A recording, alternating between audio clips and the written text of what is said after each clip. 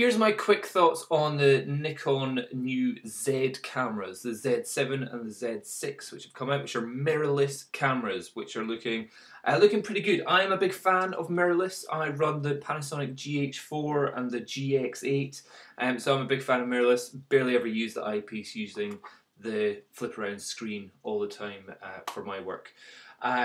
So looking at the Nikon, everyone is quite interested to see what's Nikon going to bring out here, and it looks pretty good. I've got to say, some people are massively bashing it. It's getting a lot of heat online because it doesn't have dual SD card slots. Again, I've been working as a professional for 7 years now, and I've always just used one SD card slot. Granted, my work is stuff where I could return back to the location if anything goes wrong or if the memory card fails. So maybe but if you're a wedding photographer, maybe not. You'd always want something with dual cards. But otherwise, everyone's having a massive hissy fit over this one card slot. However, I think also, I'm not 100% sure, but the card slot is the XQD card. That's annoying. Just have an SD card. If XQD just means you have more expensive memory cards and less options to slot them into computers or into memory card holders and all that kind of stuff. That's just more of a pain in the ass. Just stick in a good SD card slot. It'll be cheaper and it's easier. But yeah, 45 megapixels, a backside illuminated CMOS sensor. So that means it's going to be super bright, great ISO settings. So then, otherwise, the form factor. So generally, I'm thinking the image quality going to be great. The frames per second, what it says about up to 9 frames a second, amazing. You can do sports with that. But what I would say though is what's come out with is 3 lenses, which is not very much. But it is obviously going to build. There's going to be more. But it's not something I think anybody will be rushing out to get. So there's a 50, a 24-70, and a 35mm. The 50 and 35 are f1.8s, so that's nice and bright. Going more than that, you don't really need an f1.4. You don't really gain that much more light.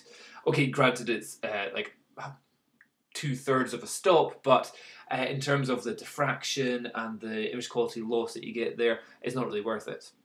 Especially with a camera which has such high ISO anyway. My personal choice with that, I would definitely get the 35mm f1.8 and the 24-70 f4. I probably actually wouldn't get that. I would wait until that ups to the f2.8, because then you're really using that for portraits and more general use there. The f4 will be good generally for portraits as well, but I think the f2.8 will be better, and that's coming out next year. So SD card slots being XQD is annoying. Not a great number of lenses. You can use your current Nikon lenses, which is a great thing. You just need an adapter, so that just adds extra bulk to it. The next slight problem I have with it is that they've said the battery, there was something on it where it told you about the battery.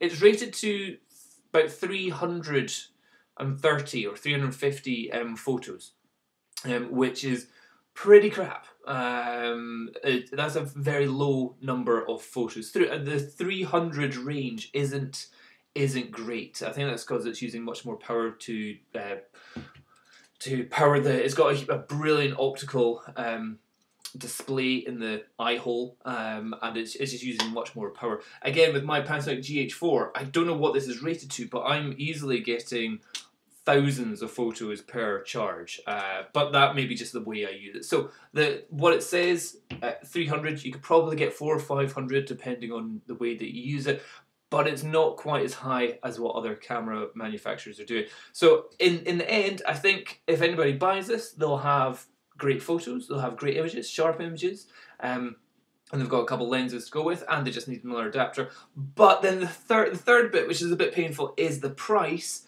Here it's going to be £4,000.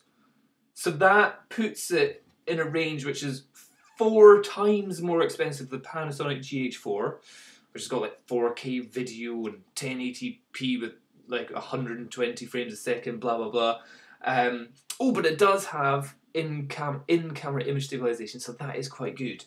But the Panasonic GH5, which would say is £2,000, so still half the price, has got that in-camera image stabilization as well. So it seems to be double the price of alternatively spec'd cameras. But I don't think you're getting double the amount of functions or features or quality going on here.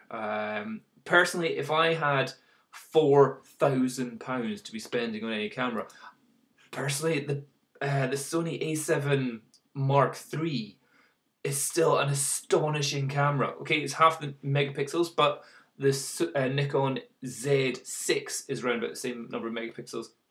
And this one has had, so this one's, its photos, its number of photos it can take on a battery charge, because it's got a much bigger battery now, is up to 710. So we're talking about over double what the Nikon is saying there. And if I'm right, I think it's got in-body image stabilization there. So if it was my choice, let's see, is there a thing here telling you the prices?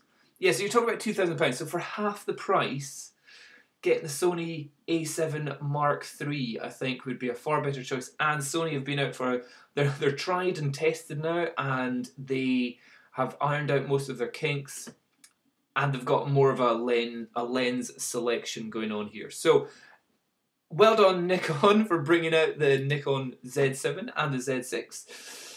So everyone, go buy Sony.